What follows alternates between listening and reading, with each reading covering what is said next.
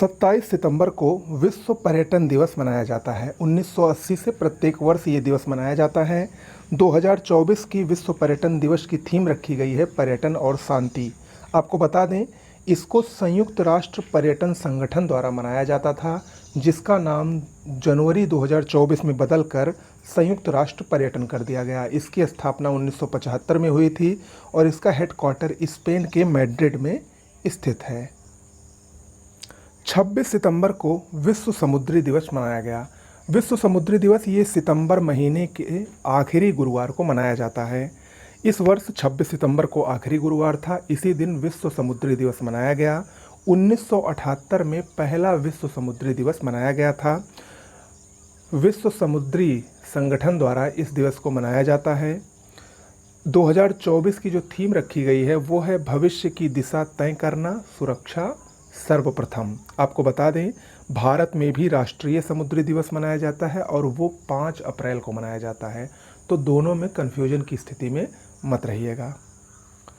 वैश्विक नवाचार सूचकांक 2024 वर्ल्ड इनोवेशन इंडेक्स, इसका 17वां संस्करण हाल ही में विश्व बौद्धिक संपदा संगठन द्वारा जारी किया गया। विश्व बौद्धिक संपदा संगठन, इसकी 1967 में स्थापना हुई थी। इसका हेडक्वार्टर जिनेवा के स्विट्जरलैंड के जिनेवा में स्थित है। आपको बता दें, इस सूचकांक में, इनोवेशन सूचकांक में कुल 133 देशों की रैंकिंग इस बार ली गई है। विश्व के जो सबसे ज़्यादा इनोवेटिव कंट्रीज़ हैं, सबसे ज़्यादा नवाचारी देश हैं, उसमें जो टॉप 3 देश हैं, पहले नंबर पर स्विट्जरलैंड है। लगातार 14वें वर्ष स्विट्जरलैंड को इस सूची में पहला स्थान मिला है। दूसरे पर स्वीडन और तीसरे पर अमेरिका है। वहीं अंतिम स्थान अंगोला को दिया गया है। भारत का इसमें 39वां स्थान है। पिछले वर्ष भारत को 40वां स्थान मिला था, यानी पिछले वर्ष की तुलना में इस वर्ष भारत ने एक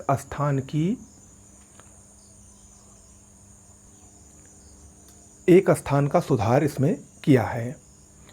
भारत 38 निम्न मध्यम आय समूह अर्थव्यवस्था वाले देशों में शीर्ष स्थान पर है। ये इंपॉर्टेंट है, याद रखिएगा। अगला है एशिया पावर इंडेक्स 2024। इसको ऑस्ट्रेलिया स्थित एक संस्थान है, लोवी इंस्टीट्यूट, इसके द्वारा 27 देशों की रैंकिंग के आधार पर जारी किया गया। इस इंडेक्स के अनुसार एशिया के जो तीन सबसे ज़्यादा शक्तिशाली देश हैं वो कौन से हैं? नंबर 1 पर अमेरिका, नंबर 2 पर चीन, नंबर 3 पर भारत और नंबर 4 पर जापान है। पिछले वर्ष भारत चौथे नंबर पर था और इस वर्ष जापान को पीछे छोड़कर भारत तीसरे नंबर पर एशिया पावर इंडेक्स में आ गया है। ओके। श्रीलंका में हाल ही में 2 बहुत महत्वपूर्ण घटनाएं घटी।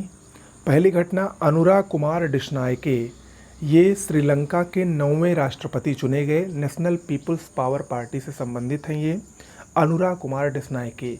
वहीं पर हरिनी अमरसूरिया, ये श्रीलंका की नई प्रधानमंत्री और श्रीलंका की ये 16वीं प्रधानमंत्री नियुक्त की गई। इन्होंने दिनेश गुणवर्धने का स्थान लिया है।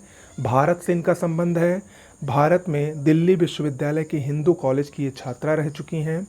आपको बता दें, हरिनी अमरसूरिया ये श्रीलंका की तीसरी महिला प्रधानमंत्री बनी हैं। श्रीलंका की पहली महिला प्रधानमंत्री श्री माओ भंडार नायके थी, जो कि पूरे विश्व की पहली महिला प्रधानमंत्री भी थी। दूसरी थी Chandrika Kumar Tunga. Okay. Cancer moon shot पहल, ये क्वाड देशों की पहल है। क्वाड देश में 4 देश आते हैं, अमेरिका, इंडिया, ऑस्ट्रेलिया और जापान। और इस पहल को इंडो पैसिफिक क्षेत्र से कैंसर को कम करने के उद्देश्य से शुरू किया गया है। कैंसर मूनशॉट पहल। ओके। आवधिक श्रम बल सर्वेक्षण 2024 भारत सरकार द्वारा हाल ही में इसको जारी किया गया। इसमें जुलाई 2023 से जून 2024 के मध्य की जो गणना है उसी के आंकड़े दिए गए हैं। और इस सर्वेक्षण के अनुसार श्रमिक जनसंख्या अनुपात यानी WPR में वृद्धि हुई है।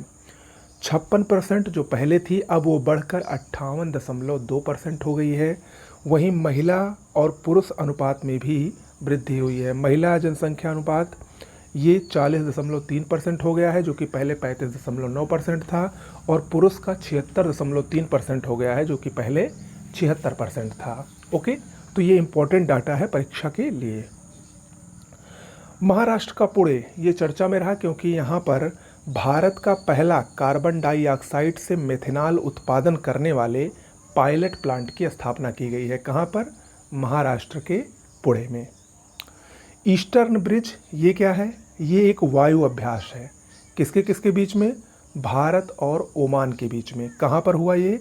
ओमान के मसिराह में ये हाल ही में संपन्न हुआ। क्या नाम है? Eastern bridge. भारत और ओमान के बीच का वायु अभ्यास है। एशियाई विकास बैंक एडीबी ये चर्चा में है क्योंकि इसने अपनी एक रिपोर्ट जारी की है एशियाई विकास आउटलुक के नाम से, और इसमें इसने भारत की अर्थव्यवस्था वृद्धि दर का अनुमान लगाया है। इसने बताया है कि भारत की अर्थव्यवस्था 2024-25 में 7% की दर से बढ़ेगी, वहीं 2025-26 में 7.2% की दर से बढ़ेगी। देखिए ये बहुत ही महत्वपूर्ण आंकड़े हैं जो भारत की वृद्धि दर से संबंधित है अर्थव्यवस्था की। उसमें कुछ जो प्रमुख संस्थाएं हैं उनका देख लीजिए, मैं आपको बता दे रहा हूँ। 2024-25 में एशियाई विकास बैंक ने 7% की दर से अर्थव्यवस्था वृद्धि दर का अनुमान लगाया है, तो वहीं पर विश्व बैंक और IMF ने भी 7% की ही दर से भारत की अर्थव्यवस्था को वृद्धि दर का अनुमान लगाया है। RBI ने 7.2% भारत की GDP जो वृद्धि दर है ऐसा उसने अनुमान लगाया है 2024-25 में। ओके। आलोक रंजन ये राष्ट्रीय अपराध रिकॉर्ड ब्यूरो यानी NCRB के नए निदेशक नियुक्त हुए हैं। कौन? आलोक रंजन। ओके। तो आज के करंट अफेयर्स में इतना ही। नमस्कार।